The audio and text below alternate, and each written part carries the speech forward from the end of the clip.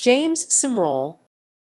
James Orlando Harrison Simrall, Jr. November 16, 1909, September 8, 1982, was an American football player and medical doctor.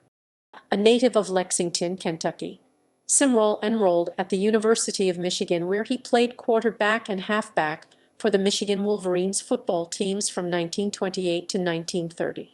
He was selected as the most valuable player on the 1929 team. He later attended Harvard Medical School, served as an instructor in obstetrics and gynecology at the University of Michigan, and later became a medical doctor in Lexington, Kentucky. Early years. Simrall was born in Lexington, Kentucky, in November 1909. His father, James O. Harrison Simrall, Sr. 1877–1934, was a Kentucky native who worked as the secretary of the city school board, personnel director, and business manager of the public schools, and also operated an insurance agency under the name JOH Insurance Agency. His mother, Kitty C. Chenault Simrall, was also a Kentucky native.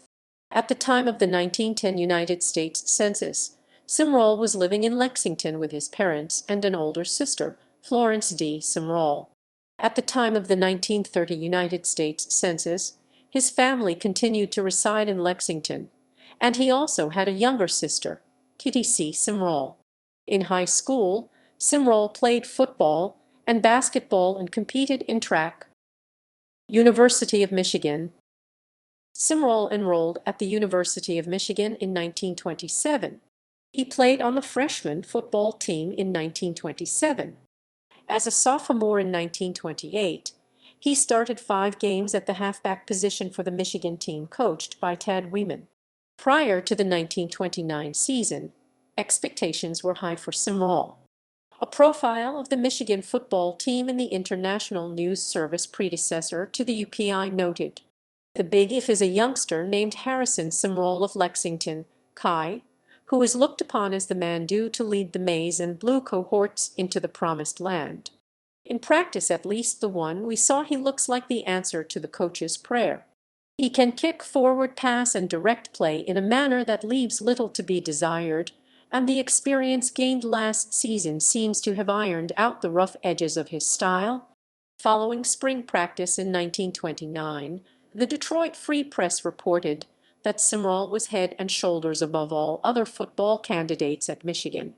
Simrall started 8 games as quarterback in 1929 and another as halfback in Harry Kipp's first season as Michigan's head football coach.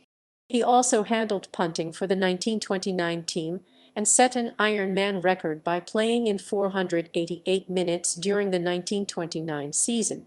At the end of the 1929 season, Simrall was elected by his teammates as both the most valuable player on the 1929 team and captain of the 1930 team. The International News Service wrote at the time, "James O. Simrall of Lexington, Chi, is to lead the University of Michigan football team next year. He was elected yesterday to the captaincy, only 19 years old, and weighing 160 pounds. Simrall has played a brilliant game in Michigan's backfield for the last 2 years." Simrall has established a reputation of taking the gaff at Michigan that has been equaled by few men of his size. Although he weighs but 162 pounds, the Wolverines has had time taken out for him.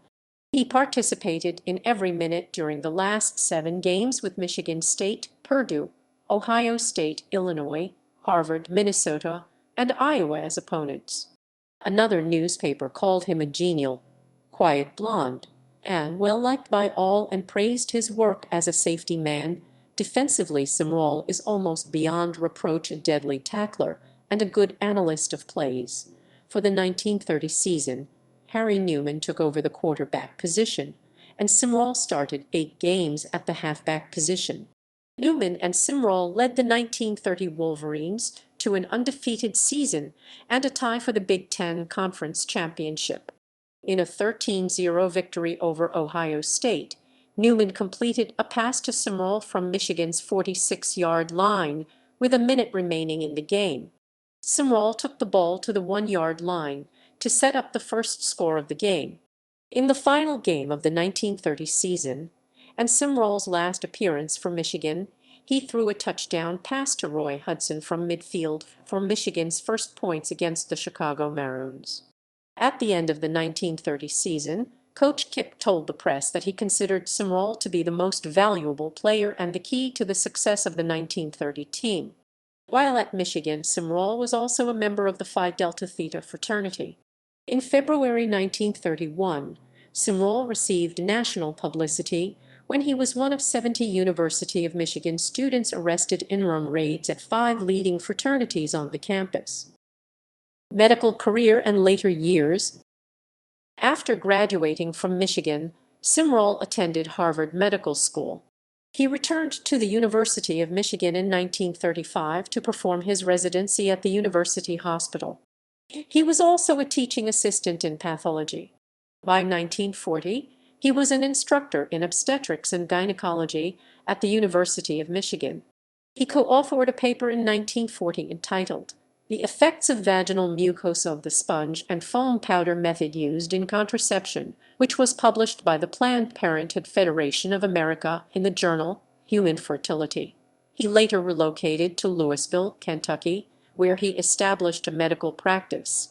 He was married to Irene Simrall. In 1949, he maintained his office at 332 W Broadway in Louisville and lived at 316 Stills Avenue in Louisville. Simrall died at Louisville in 1982 at age 72. In March 1931, Simrall was voted as the class athlete and the most popular man in the University of Michigan's class of 1931. References